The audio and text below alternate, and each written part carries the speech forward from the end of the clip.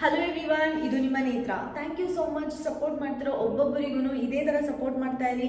ನನ್ನ ಚಾನಲ್ನ ಯಾರಾದರೂ ಫಸ್ಟ್ ಟೈಮ್ ನೋಡ್ತಾ ಇದ್ದರೆ ಪ್ಲೀಸ್ ಸಬ್ಸ್ಕ್ರೈಬ್ ಮಾಡ್ಕೊಳ್ಳಿ, ನನಗೆ ಸಪೋರ್ಟ್ ಮಾಡಿ ಅಂತ ಹೇಳ್ತಾ ಇವತ್ತು ನಾನು ಬಿಗ್ ಬಾಸ್ ವಿಷಯ ಮಾತಾಡೋದಕ್ಕಿಂತ ಮುಂಚೆ ನಾನು ನಿಮ್ಮೆಲ್ಲರಿಗೂ ಒಂದು ಸಜೆಷನ್ ಕೇಳೋಕ್ಕೆ ಇಷ್ಟಪಡ್ತೀನಿ. ಇನ್ನು ಬಿಗ್ ಬಾಸ್ 3-4 ದಿನದಲ್ಲಿ ಆಗೋಗ್ತಾ ಇದೆ. ಇನ್ನು ನನ್ನ ಚಾನಲಲ್ಲಿ ಯಾವ್ಯಾವ ಥರ ಕಂಟೆಂಟ್ನ ನೋಡೋಕ್ಕೆ ಇಷ್ಟಪಡ್ತೀರಾ ಅಂತ ನನಗೆ ಕಮೆಂಟ್ ಸೆಕ್ಷನಲ್ಲಿ ತಿಳಿಸಿ. ನಾನು ಆದಷ್ಟು ಆ ವೀಡಿಯೋಸ್ನ ಮಾಡೋಕ್ಕೆ ಟ್ರೈ ಮಾಡ್ತೀನಿ ಅಂತ ಹೇಳ್ತಾ ಇನ್ನು ಮ್ಯಾಟರ್ಗೆ ಬರೋದಾದರೆ, ನಾನು ಈ ವಿಡಿಯೋಲಿ ನಿನ್ನೆ ಪ್ರತಾಪ್ ಅವರು ಮತ್ತು ವಿನಯ್ ಅವರು ಒಂದು ಪಂಚಿಂಗ್ ಬ್ಯಾಗ್ಗೆ ಹೊಡೆದ್ಬಿಟ್ಟು ಯಾವ್ಯಾವ ರೀಸನ್ ಹೇಳಿದ್ರು ಅಂತ ಹೇಳೋಕ್ಕೆ ಇಷ್ಟಪಡ್ತೀನಿ.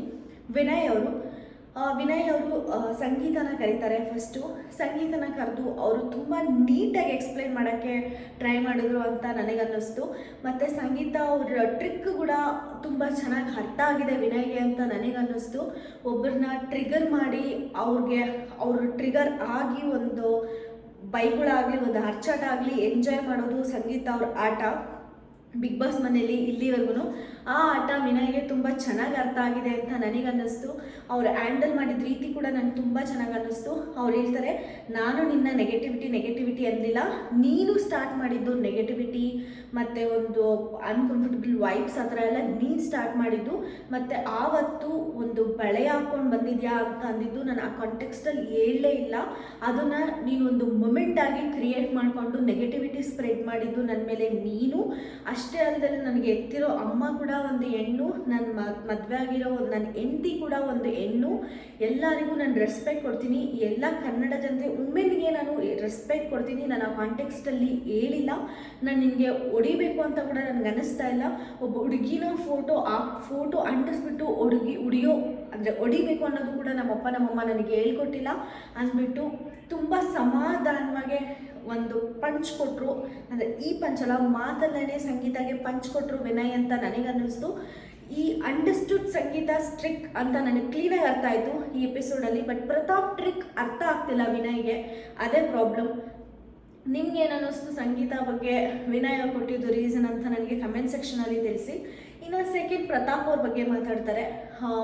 ನೀನು 100 ಡೇಸ್ ಆಟನೇ ಆಡಲಿಲ್ಲ, ಆಮೇಲೆ ನೀನು ಸೇವ್ ಆದಾಗ ಜನ ಎಲ್ಲ ಚಪ್ಪಾಳೆ ಹೊಡೆಯೋದು ನೋಡಿ ನಿನ್ನ ತಲೆ ಮೇಲೋಗ್ಬಿಟ್ಟಿದೆ, ನಿಲ್ತಾ ಇಲ್ಲ, ಆವಾಗಿಂದ ಆಟ ಆಡ್ತಾ ಇದೆಯಾ ಅಷ್ಟೇ, ಬರೀ ಸೋಫಾ ಮೇಲೆ ಕುತ್ಕೊಂಡು ಆಕಾಶ ನೋಡ್ಕೊಂಡೆ ಇಲ್ಲಿವರೆಗೂ ಬಂದುಬಿಟ್ಟೆ, ಒಂದು ಸಿಂಪತಿ ಆಟ ಆಡ್ತಿದ್ಯಾ. ಮತ್ತು ಮಾತಾಡೋದನ್ನ ನಾನು ನಿನ್ನಿಂದ ಕಲಿಬೇಕಾಗಿಲ್ಲ. ಆ್ಯಕ್ಚುಲಿ ವಿನಯ್ ಅವರಿಗೆ ತುಂಬ ಬೇಜಾರಾಗಿದೆ.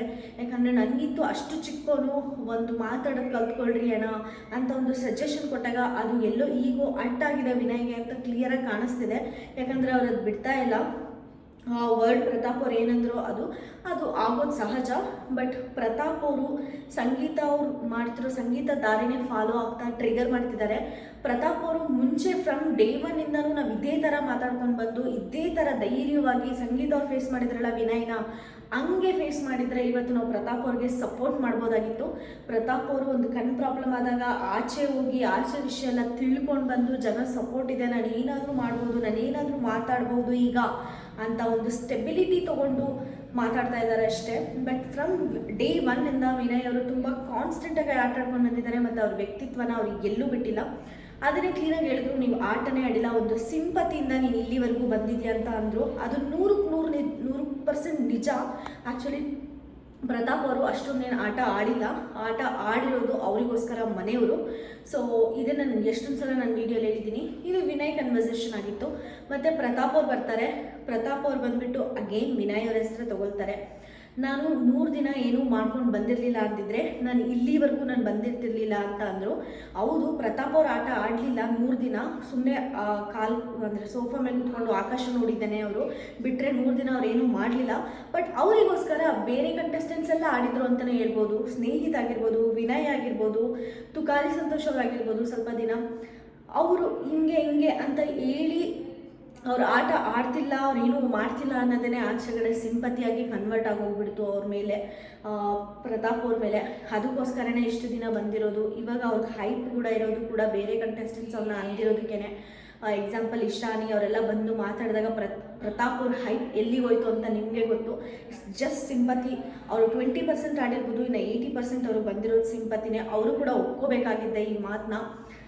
ಬಟ್ ಒಂದು ಪ್ಲ್ಯಾಟ್ಫಾರ್ಮ್ ಮೇಲೆ ಒಬ್ಬ ವಿನ್ನರ್ ರೇಸಲ್ಲಿ ಇದ್ದಾರೆ ಅಂದರೆ ಯಾರೂ ಒಪ್ಕೊಳ್ಳೋಕೆ ಇಷ್ಟಪಡಲ್ಲ.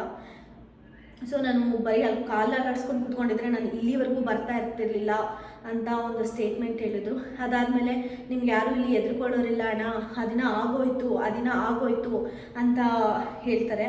ಮತ್ತು ನಾನು ಹತ್ರ ಮಾತ್ರ ಅದು ಸಿಂಪತಿ, ನೀವತ್ರ ಮಾತ್ರ ಅದು ಪ್ರೀತಿ, ನಾನು ಹತ್ರ ಮಾತ್ರ ಒಂದು ಸಿಂಪತಿನ ಅಂತ ಒಂದು ಲೈನ್ ಹೇಳ್ತಾರೆ.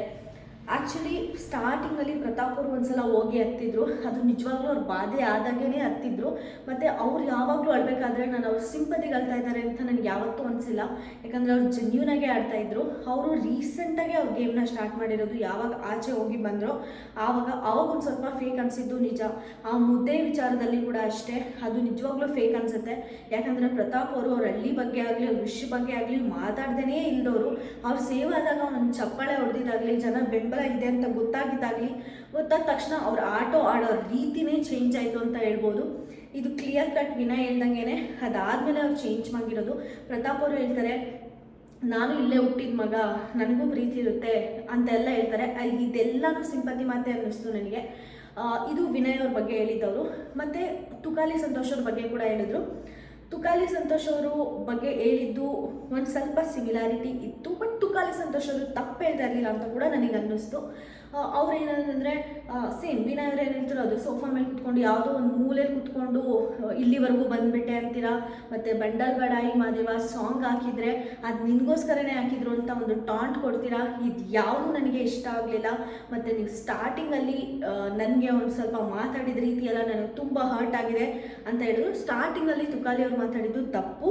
ಹೌದು, ಪ್ರತಾಪ್ ಅವ್ರು ಯಾವಾಗಲೂ ಎಲಿಮಿನೇಟ್ ಆಗಿರಬೇಕಾಗಿರೋರು ಇವಾಗ ಇಲ್ಲಿವರೆಗೂ ಬಂದಿದ್ದಾರೆ ಅಂದರೆ ಆವತ್ತು ತುಕಾಲಿ ಮತ್ತು ವಿನಯ್ ಅವರು ಪ್ರತಾಪ್ ಅವ್ರನ್ನ ಟಾರ್ಗೆಟ್ ಮಾಡಿರೋದು ಒಂದೇ ರೀಸನ್. ಸೊ ಅದನ್ನ ಹೇಳ್ತಾರೆ, ಬೇಜಾರಾಯಿತು ಅಂತ. ಅದು ಕರೆಕ್ಟ್, ಯಾರಿಗಾದರೂ ಬೇಜಾರಾಗುತ್ತೆ ಅವ್ರು ಪಾಸ್ಟ್ ತೆಗೆದು ಮಾತಾಡಿದರೆ. ಸೊ ಇದನ್ನ ಹೇಳ್ಬಿಟ್ಟು ತುಕಾಲಿಗೆ ಹೇಳ್ಬಿಟ್ರು. ಮತ್ತು ಇನ್ನು ಕಾರ್ತಿಕ್ ಗುರು, ನಿಜವಾಗ್ಲೂ ಪ್ರತಾಪ್ ಏನಾದರೂ ಇಟ್ಕೊಂಡ್ರೆ ಬಿಡೋದಿಲ್ಲ ಅಂತಾರಲ್ಲ, ಹಂಗೆ ಪ್ರತಾಪ್ ಏನು ಅಂದ್ಕೊಂಡಿದ್ದಾರೆ, ಕಾರ್ತಿಕ್ 6th ಪೊಸಿಷನಲ್ಲಿ ಸೇವ್ ಆದ ತಕ್ಷಣ ಅವ್ರಿಗೆ ಆಚೆ ಫ್ಯಾನ್ ಫಾಲೋಯಿಂಗೇ ಇಲ್ಲ, ಇವರಿಗೆ 2 ವೀಕ್ಸ್ ಆಟ ಬೇರೆ ಲೋ ಆಗಿಬಿಟ್ಟಿದೆ, ಸೊ ಇವರು ಎಲಿಮಿನೇಟ್ ಆಗುವಂಥ ಕಂಟೆಸ್ಟೆಂಟ್ ಅಂದ್ಬಿಟ್ಟು ನಾವು ಏನಾದರೂ ಮಾತಾಡಿದರೆ ಇವಾಗ ಸರಿಯಾಗಿ ಮಾತಾಡ್ತಾ ಇಲ್ಲ, ನೀವು ಮುಂಚೆ ನೋಡ್ತಿರೋ ಕಾರ್ತಿಕ್ ಅಣ್ಣನೇ ನಾನು ನೋಡಬೇಕು ಅಂತ ಅಂದ್ಬಿಟ್ಟು ಮಾತಾಡ್ತಾರೆ. ಇದು ಯಾಕಾಗುತ್ತೆ ಅಂದರೆ, ಪ್ರತಾಪ್ ಅವರು ಒಂದು ಸಂಗೀತ ಮತ್ತು ನಮ್ರತಾ ಅವರು ಅವ್ರನ್ನ ದೂರ ಇಡ್ತಾ ಇದ್ರು ಕೂಡ ಗಮ್ ಥರ ಅವರೇ ಹೋಗಿ ಅಂದ್ಕೋತಾ ಇದ್ರು ಅಂತ ಒಂದು ಸ್ಟೇಟ್ಮೆಂಟ್ ಪ್ರತಾಪ್ ಅವ್ರು ಕೊಟ್ಟಿದಾಗ ಕಾರ್ತಿಕ್ ಅವರು ನನ್ನ ಕ್ಯಾರೆಕ್ಟರ್ ಅಸೋಸಿಯೇಷನ್ ಆಗುತ್ತೆ ಅಂತ ವಾಯ್ಸ್ ರೇಸ್ ಮಾಡಿರ್ತಾರೆ. ಆ ವಾಯ್ಸ್ ರೇಸ್ ಮಾಡಿರೋದು ಪ್ರತಾಪ್ ಅವರಿಗೆ ಇಷ್ಟ ಆಗಿಲ್ಲ. ಯಾಕಂದರೆ ಪ್ರತಾಪ್ ಅವ್ರು ತಪ್ಪು ಮಾಡಿದ್ರು, ಕಾರ್ತಿಕ್ ಅವರು ಅದನ್ನು ತಪ್ಪು ಅಂತ ಪ್ರೂವ್ ಮಾಡೋಕ್ಕೆ ಹೋಗಿದ್ದನ್ನು ಅದನ್ನು ಒಪ್ಕೊಳ್ಳೋಕ್ಕೆ ಪ್ರತಾಪ್ ಅವರು ರೆಡಿ ಇಲ್ಲ. ಅದನ್ನು ಇವಾಗಲೂ ಕೂಡ ಅದನ್ನು ಎತ್ತಿಡ್ತಾ ಇದ್ದಾರೆ. ನೀವು ಅರೆಗೆಂಟ್ ಆಗಿದ್ದೀರಾ, ನೀವು ಮಾತಾಡೋದು ಸರಿ ಇಲ್ಲ, ಮತ್ತು ಮುಂಚೆ ಇರೋ ಕಾರ್ತಿಕ್ ಅಣ್ಣ ಬೇಕು ಅಂತ. ಅದಕ್ಕೆ ಕಾರ್ತಿಕ್ ಅವರು ಕೂಡ ಸರಿಯಾಗಿ ಉತ್ತರ ಕೊಟ್ಟರು ಅಂತ ಹೇಳ್ಬೋದು. ನಾನು ನಿಮ್ಮ ಮೇಲೆ ಸರಿಯಾಗಿ ಮಾತಾಡ್ತಿದ್ದು ನೀನು ನನ್ನ ಹತ್ರ ಸರಿಯಾಗಿ ಮಾತಾಡ್ತಿದ್ದಾಗ, ಅದಾದಮೇಲೆ ನಾನು ನಿನ್ನ ಹತ್ರ ಯಾವತ್ತೂ ಹಂಗೆ ನಡ್ಕೊಂಡಿಲ್ಲ. ಮತ್ತು ನಾನು ನಿನ್ನ ಹತ್ರ ಹಂಗೆ ನಡ್ಕೋಬೇಕಂದ್ರೆ ನೀನು ಮುಂಚೆ ಥರ ಪ್ರತಾಪ್ ಆಗಿರು, ನೀನು ಮುಂಚೆ ಥರ ನನ್ನ ಹತ್ರ ಸರಿಯಾಗಿ ಮಾತಾಡು, ಆವಾಗ ನಾನು ಮಾತಾಡ್ತೀನಿ. ಇವಾಗ ನಿನಗೆ ಒಂದು ಸ್ವಲ್ಪ ಫ್ಯಾನ್ ಫಾಲೋಯಿಂಗ್ ಸಪೋರ್ಟ್ ಬಂದಿದೆ ಅಂತ ಇವಾಗ ಹಿಂಗಲ್ಲ ಮಾತಾಡೋದು ಅಂತ ಕ್ಲೀನಾಗಿ ಆನ್ಸರ್ ಕೊಟ್ಟರು ಅಂತ ನನಗನ್ನಿಸ್ತು. ಆ್ಯಕ್ಚುಲಿ ಇಲ್ಲಿ ಕಾಂಟೆಕ್ಸ್ಟ್ ನೋಡೋದಾದರೆ ಪ್ರತಾಪ್ ಅವ್ರು ನಿಜವಾಗ್ಲೂ ತುಂಬಾ ಬದಲಾಗಿದ್ದಾರೆ. ಒಂದು ಸಪೋರ್ಟ್ ಸಿಕ್ಕಿದಾಗ ಇರೋ ಪ್ರತಾಪ್ ಡೇ 1 ಆಗಿದ್ದರೆ ಅದು ವಿನ್ನರ್ ಮೆಟೀರಿಯಲ್ ಅಂತ ಅನ್ನೋದು.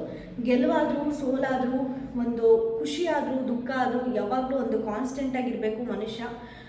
ಅದು ನನಗೆ ನಿಜವಾಗ್ಲೂ ಕಾರ್ತಿಕ್ ಅವರಿಗೇ ಸಪೋರ್ಟ್ ಮಾಡ್ಬೇಕನ್ಸುತ್ತೆ, ಮತ್ತು ವಿನಯ್ ಅವರಿಗೇ ಸಪೋರ್ಟ್ ಮಾಡ್ಬೇಕನ್ಸುತ್ತೆ. ವಿನಯ್ ಯಾಕಂದರೆ ಅವರು ಕೆಟ್ಟದಾಗಲಿ ಒಳ್ಳೇದು ಮಾಡಲಿ ಅವ್ರ ತನನ ಅವ್ರು ಎಲ್ಲೂ ಬಿಟ್ಕೊಡ್ಲಿಲ್ಲ. ಫ್ರಮ್ ಡೇ 1 ಹೆಂಗಿದ್ರು ಇವತ್ತು ಕೂಡ ಹಂಗೆ ಇದ್ದಾರೆ. ಪ್ರತಾಪ್ ಅವರು ಪ್ರತಾಪ್ ಅವ್ರಿಗೆ ಫ್ಯಾನ್ ಫಾಲೋಯಿಂಗ್ ಇದೆ, ಅವ್ರು ಆಡಿಲ್ಲ ಅಂತ ಗೊತ್ತಿದ್ರು ಕೂಡ ಅವ್ರನ್ನ ಎದುರಾಕೊಂಡು ಅವ್ರು ಮುಂಚೆ ಯಾವ ಸ್ಟೇಟ್ಮೆಂಟ್ ಕೊಡ್ತಾಯಿದ್ರು ಅದೇ ಸ್ಟೇಟ್ಮೆಂಟ್ ಕೊಡ್ತಾ ಇದ್ದಾರೆ. ಅದಕ್ಕೆ ಗಟ್ಸ್ ಇರಬೇಕು. ಸೊ ನನಗೆ ವಿನ್ನರ್ ಮಟೀರಿಯಲ್ ಅನ್ಸೋದಂದರೆ ಐದರ್ ಕಾರ್ತಿಕ್ ಆರ್ ವಿನಯ್ ಇಬ್ಬರೇ. ಯಾಕಂದರೆ ಒಂದು ವ್ಯಕ್ತಿತ್ವ ತೋರಿಸಿದ್ದಾರೆ, ಒಂದು ಅಳು ತೋರಿಸಿದ್ದಾರೆ, ನಿಜವಾದ ಅಳು, ಸಿಂಪತಿ ಕಾರ್ಡ್ ಅಳು ಅಲ್ಲ, ಒಂದು ನಿಜವಾಗ್ಲೂ ಹತ್ತಿದ್ದಾರೆ, ಒಂದು ನಿಜವಾಗ್ಲೂ ನಕ್ಕಿದ್ದಾರೆ, ಒಂದು ನಿಜವಾಗ್ಲೂ ಹಾರ್ಟಿಂದ ಕಾಮಿಡಿ ಮಾಡಿದ್ದಾರೆ, ನಗಿಸಿದ್ದಾರೆ, ಎಲ್ಲನೂ ಮಾಡಿದ್ದಾರೆ ಅವರು. ಅದು ಪವರ್ ಪ್ಯಾಕ್ಟ್ ಅಂತಲೇ ನನಗನ್ಸುತ್ತೆ ಕಾರ್ತಿಕ್ ಅವರು. ಸೊ ನನ್ನ ಪ್ರಕಾರ ಕಾರ್ತಿಕೇ ಗೆಲ್ಲಬೇಕು, ವಿನಯ್ ಗೆದ್ರೂ ಓಕೆ. ಸೊ ನಿಮಗೆ ಈ ನನ್ನ ಇದು ಎಕ್ಸ್ಪ್ಲನೇಷನ್ ಇಷ್ಟ ಆದರೆ ಪ್ಲೀಸ್ ನನ್ನ ಚಾನಲ್ಗೆ ಸಬ್ಸ್ಕ್ರೈಬ್ ಮಾಡ್ಕೊಳ್ಳಿ. ನೋಟಿಫಿಕೇಷನ್ ಐಕನ್ನ ಕ್ಲಿಕ್ ಮಾಡೋದು ಮರಿಬೇಡಿ. ನಾನು ವೀಡಿಯೋ ಮಾಡಿದ ತಕ್ಷಣ ನಿಮಗೆ ಇಮಿಡಿಯೇಟ್ಲಿ ನೋಟಿಫಿಕೇಷನ್ ಬರುತ್ತೆ ಅಂತ ಹೇಳ್ತಾ ನಾನು ಈ ವಿಡಿಯೋನ ಮುಗಿಸ್ತಾ ಇದ್ದೀನಿ. Thank you so much.